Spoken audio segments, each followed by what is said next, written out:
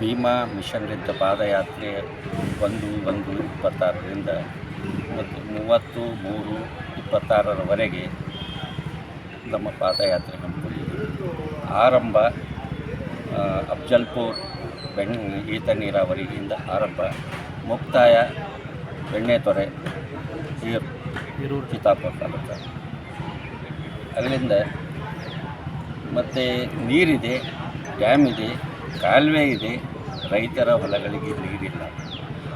ಆ ಉದ್ದೇಶದಿಂದ ನಾನು ಮುಖ್ಯ ಕಾಲುವೆ ಮೇಲೆ ಪಾದಯಾತ್ರೆ ಹಮ್ಮಿಕೊಂಡಿದ್ದೇನೆ. ಅದು ಲೆಫ್ಟ್ ಇರಲಿ ರೈಟ್ ಇರಲಿ, ಕಾಲುವೆ ಮೇಲೆ ಅಷ್ಟೇ. ಅಲ್ಲಿ ರೈತರಿಗೆ ಹೋಗಿ ಮನೆಗೆ ಒಂದು 10 ರೈತರಿಗನ ಮನೆ ಮುಟ್ಟಬೇಕು ಅಂತ ನನ್ನ ಮನಸ್ಸು. ಆದಷ್ಟು ಪ್ರಯತ್ನ ಮಾಡ್ತೀನಿ ಮತ್ತು ಅಲ್ಲಿದ್ದಂಥ ಸಂಘಟನೆಗಳಿಗೂ ನಾನು ಪ್ರಯತ್ನ ಮಾಡ್ತೀನಿ. ಎಲ್ಲ ಎಷ್ಟು ಸಹಕಾರ ಸಿಗ್ತದೆ ಮತ್ತು ಅದೆಲ್ಲ ನೋಡಿಕೊಂಡು ಮುಂದೆ 30ಕ್ಕೆ ನಿಮ್ಮ ಮುಂದೆ ಬರ್ತೀನಿ. ಆ ಕಡೆ ಅನಾವೃಷ್ಟಿಯಲ್ಲಿ ಸಾಕಷ್ಟು ಹೊಲಗಳು ನಷ್ಟ ಆಗಿದೆ. ಅಂಥ ಸಂದರ್ಭದಲ್ಲಿ ನೀವು ಇದು ಕಾರ್ಯಕ್ರಮ ಹಾಕ್ಕೊಂಡಿದ್ದೀರಿ, ಅದು ನೀರು ಭಾಳ ಆಗಿತ್ತಲ್ಲ ಸರ್. ಈಗ ಎಲ್ಲ ಡ್ಯಾಮ್ ಪೂರ್ತಿ ತುಂಬಿವೆ ಮತ್ತು ಎಲ್ಲ ಡ್ಯಾಮ್ ನೀರು ಬಿಟ್ಟಿದ್ದಾರೆ. ಈಗ ನೀರು ಬಿಟ್ಟಾಗೆ ಗೊತ್ತಾಗ್ತದೆ, ಅದು ಖಾಲಿ ಹೊತ್ತಿನಾಗ ಮಾಡಿದ್ರೆ ಗೊತ್ತಾಗಲ್ಲ. ಈಗ ಎಷ್ಟು ನೀರು ತೊಗೊಂಡ್ರೆ, ಯಾವ ಡಿಸ್ಟ್ರಿಬ್ಯೂಟರ್ಲಿಂದ ಎಷ್ಟು ನೀರು ತೊಗೊಂಡಾರ, ಎಷ್ಟು ಸಣ್ಣ ಕಾಲುವೆಲಿಂದ ಎಷ್ಟು ತೊಗೊಂಡ್ರ, ದೊಡ್ಡ ಕಾಲುವೆಲಿಂದ ಎಷ್ಟು ತೊಗೊಂಡ್ರ ಅಂಬೋದು ಈಗ ಗೊತ್ತಾಗ್ತದೆ. ಈಗ ಆ ಉದ್ದೇಶ ಇಟ್ಕೊಂಡೇ ಈಗ ಇಟ್ಕೊಂಡಿದ್ದು ನಾನು. ನನ್ನ ಹೆಸರು ಹೇಳಿ. ಭೀಮಶೆಟ್ಟಿ ಮುಕ್ಕ, ಚುಂಚೋಳಿ ತಾಲೂಕು. ಕೃಷಿ ಎಲ್ಲಿವರೆಗೆ ಡೆವಲಪ್ ಆಗೋದಿಲ್ಲ ಅಂತಂದರೆ ನೀರಾವರಿ ಎಲ್ಲಿವರೆಗೆ ಹರಿಯೋದು ಅಲ್ಲಿವರೆಗೆ ಡೆವಲಪ್ ಆಗೋದಿಲ್ಲ. ಕಲಬುರಗಿ, ಬೀದರ್ ಮತ್ತು ಯಾದಗಿರಿನಲ್ಲಿ ಒಟ್ಟು 11 ಡ್ಯಾಮ್ಗಳಿದಾವೆ, ಮೀಡಿಯಮ್ ಡ್ಯಾಮ್ಸ್ಗಳು. ಈ ಡ್ಯಾಮ್ಗಳು ಏನಂದರೆ ಸಂಪೂರ್ಣವಾಗಿ ಯಾವ ಒಂದು ಇದಕ್ಕೂ ಕೂಡ ಭೂಮಿಗೆ ನೀರು ಹರಿತಾ ಇಲ್ಲ.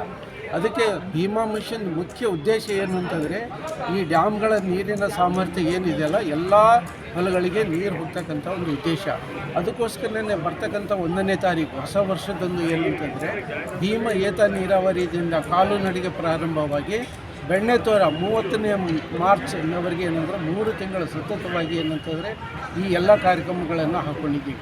ಏನಾಗಿದೆ ಅಂತಂದರೆ, ಈ ಪ್ರದೇಶದಲ್ಲಿರ್ತಕ್ಕಂಥ ಈ 11 ಡ್ಯಾಮ್ಗಳು ಕೂಡ ಏನಂತಂದರೆ ಮುಖ್ಯ ಕಾಲುವೆಗಳು ಮಣ್ಣು, ಕಲ್ಲು, ಮುಳ್ಳುಗಳಿಂದ ತುಂಬೋಗಿದೆ. ರೈತರ ಹೊಲಗಳಿಗೆ ನೀರು ಹೋಗ್ತಾ ಇಲ್ಲ.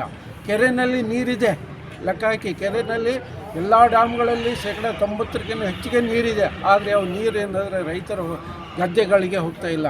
ಇಲಾಖೆಗೂ ಕೂಡ ನಾವು ತಿಳಿಸಿದ್ದೀವಿ, ಇಲ್ಲ ನಾವು ನೀರು ಬಿಡ್ತಾ ಇದ್ದೀವಿ ಅಂತ ಹೇಳ್ತಾರೆ. ಆದರೆ ನೀರು ಏನಂತಾರೆ ರೈತರ ಹೊಲಗಳಿಗೆ ಹೋಗ್ತಾ ಇಲ್ಲ. ಅದಕ್ಕೋಸ್ಕರ ನಾವು ಏನು ಅಂತಾರೆ, ಭೀಮಾ ಮಷಿನ್, ಅದು ಭೀಮಶೆಟ್ಟಿ ಮುಕ್ಕ ಅವರ ನೇತೃತ್ವದಲ್ಲಿ ಏನಂತಂದರೆ ಎಲ್ಲ ಕಾಲುವೆಗಳು ಏನು 11 ಡ್ಯಾಮ್ಸ್ಗಳಿದೆಯಲ್ಲ, ಎಡದಂಡೆ ಬಲದಂಡೆ ಎರಡೂ ಕೂಡ ಇಟ್ಕೊಂಡು 1ನೇ ಜನವರಿದಿಂದ ಪ್ರಾರಂಭವಾಗಿ ಸಂಪೂರ್ಣವಾಗಿ 11 ಡ್ಯಾಮ್ಗಳ ಎಡದಂಡೆ ಮತ್ತು ಬಲದಂಡೆ ಕಾಲುವೆಗಳು ಸುಮಾರು 966 ಕಿಲೋಮೀಟ್ರ್ ಆಗ್ತದೆ. ಇದನ್ನೆಲ್ಲ ಅಧ್ಯಯನ ಮಾಡಿಕೊಂಡು ಬರೀ ನಾವು ಕಾಲ್ನಡಿಗೆಯಿಂದ ಹೋಗೋದಿಲ್ಲ. ಆ ಕಾಲುವೆಗಳದ್ದು ಏನಂತಂದರೆ ವಿಡಿಯೋ ಮಾಡ್ಕೊಳ್ತೀವಿ, ಚಿತ್ರ ಹೊಡ್ಕೊಳ್ತೀವಿ.